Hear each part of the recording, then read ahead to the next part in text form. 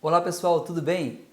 Um conceito bastante importante em circuitos de corrente alternada é o conceito de impedância, representado pela letra maiúscula Z. Tá? De maneira geral, a impedância é um número complexo, por isso que ela está nesse curso aqui. É um curso ainda sobre números complexos. A impedância, por definição, é a relação entre o fasor tensão e o fasor corrente no elemento. Então, é a relação entre dois números complexos. É outro número complexo. E é representada por Z. Aqui está, então, aqui já é uma representação em termos de fasores, ou no domínio da frequência. Tá? Eu tenho que Z, por definição, é VS, fasor tensão, dividido por IS, fasor corrente. Por que o nome é impedância? Tá? A unidade é a mesma de resistência elétrica, é ohm.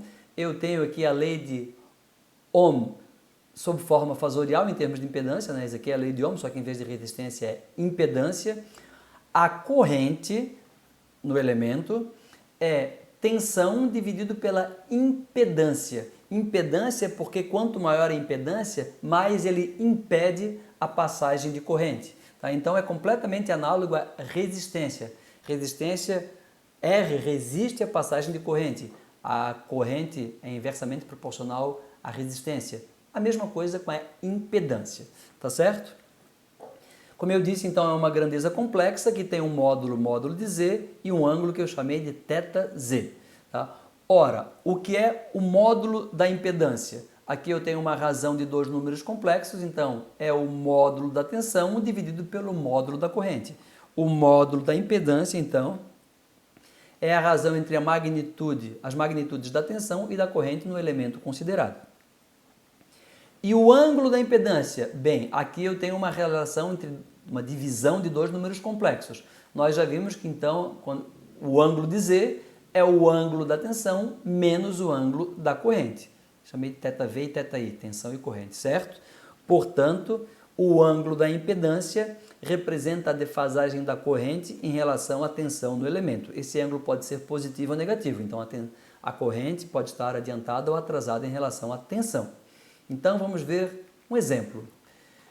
Qual a impedância de um elemento de circuito se a tensão sobre ele é 50 cosseno de ômega-t mais 70 graus, posso supor sistema internacional em volts, e a corrente é 2 cosseno de ômega-t mais 30 graus. Quanto vale a impedância? Tá? Então aqui está o elemento de circuito que tem essa tensão e essa corrente. Então, por definição, a impedância é o fasor tensão por fasor corrente e tenho que obter os fasores. Quanto vale o fasor tensão? É um número complexo com módulo 50 e ângulo 70 graus. E o fasor corrente é um número complexo com módulo 2 e ângulo de 30 graus, certo? Se aqui está dado em volts e aqui está dado em ampere, volt por ampere é ohm.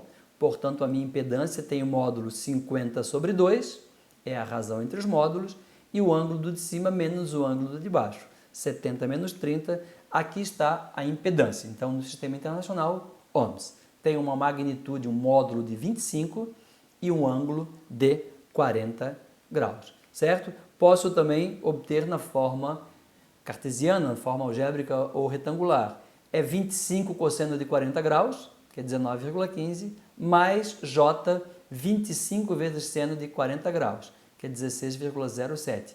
Eu posso enxergar então esse elemento de circuito aqui, ó, como sendo uma resistência, um resistor de 19,15 ohms em série com um indutor de 16,07 ohms. O que é isso a gente vai ver ainda, tá bom? Bem, então aqui tem um diagrama correspondente a esses fasores. Esses diagramas são chamados de diagramas fasoriais, que nada mais são do que a representação de números complexos no plano complexo. Então, horizontal é o eixo real, vertical é o eixo imaginário, a tensão é o fasor 50 com um ângulo de 70 graus, está aqui, então esse tamanho aqui é proporcional a 50 volts, tá? E a corrente 2 com ângulo de 30 graus. Tensão e corrente estão em escalas diferentes, né? Então isso aqui não está um é volts, o outro é ampere, por isso que as setas aqui eu posso colocar o tamanho que eu quiser. O ângulo da corrente é 30, o ângulo da tensão é 70, o ângulo da impedância é a defasagem entre tensão e corrente. Está aqui, ó, 40 graus, certo? É o ângulo entre a tensão e a corrente. Nesse caso, a corrente está adiantada, A tensão está adiantada de 40 graus. Vamos ver qual é a impedância dos elementos passivos, certo? Então, começando com o resistor, já na notação usando fasores, então meu resistor R tem uma tensão Vs, que é um fasor, e uma corrente IS, fasor, é lei de Ohm. Vs é R vezes IS. V de T é R vezes I de T, certo? Já vimos isso. Portanto, dividindo Vs por IS, passo outro IS para o lado, dividindo aqui, eu tenho que a impedância é justamente o R.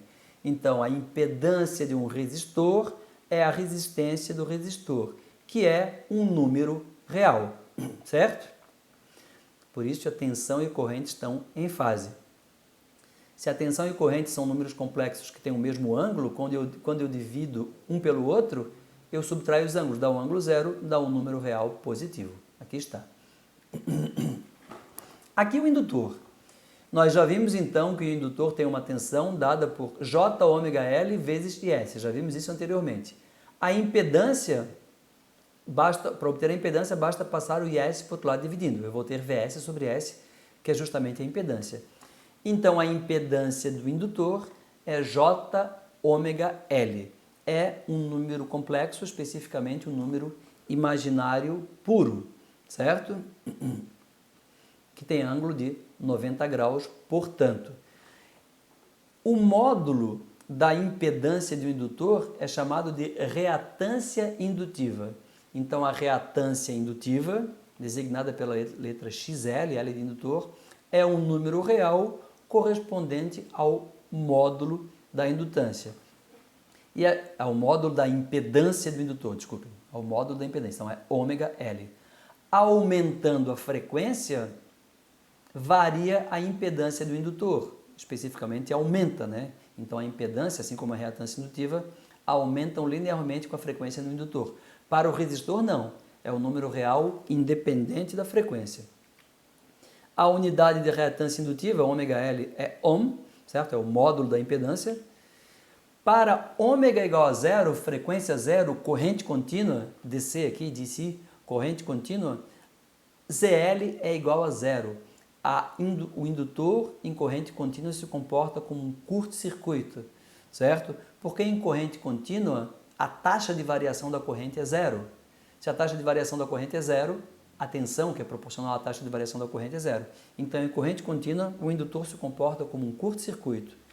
Em frequência elevada, tendendo a infinito, a impedância do indutor tende a infinito. Se a impedância tende a infinito, ele tende a impedir bastante a passagem da corrente.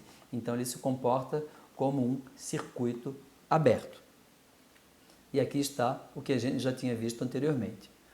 Para o capacitor, a relação tensão-corrente sob forma fasorial já foi vista. Passando o IS para o outro lado dividindo, eu tenho justamente o Z.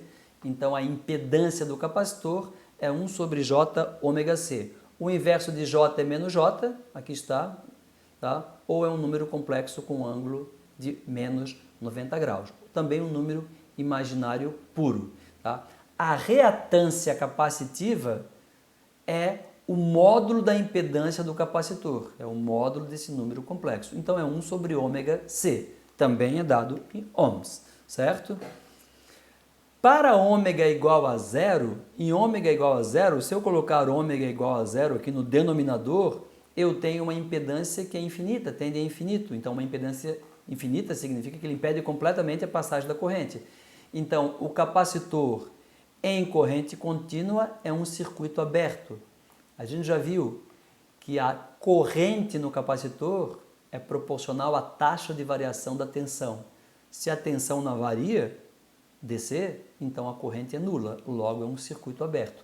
Então o capacitor se comporta como um circuito aberto em corrente contínua. Já em frequências elevadas, quanto maior a frequência, menor é a reatância, menor é a impedância do capacitor. Então ele impede cada vez menos. Para uma frequência tendendo a infinito, ele tem uma impedância nula. Então ele se comporta como um curto-circuito, ele não bloqueia em nada a corrente, tá certo? E aqui a gente então tem o diagrama fasorial no plano complexo dos fasores tensão e corrente, tá? Então, na próxima aula, a gente vai ver o exemplo da análise de um circuito de corrente alternada utilizando essas equações que a gente viu até agora. Tá bom, pessoal? Até lá então!